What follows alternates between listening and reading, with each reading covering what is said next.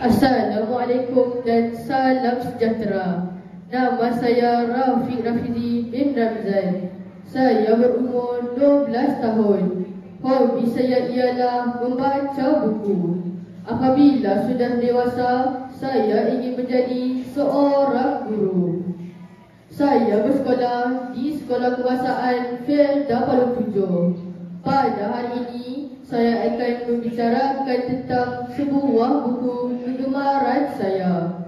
Tajuk buku cerita ini ialah 12 kisah haiwan di dalam Al-Quran. Buku ini ditulis oleh Ustaz Zainuddin. Buku ini diterbitkan oleh Darul Mukhni.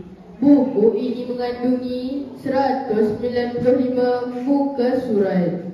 Akhir sekali, saya ingin mengajak semua rakan-rakan untuk membaca buku ini kerana buku ini sangat menarik dan mempunyai banyak pengajaran.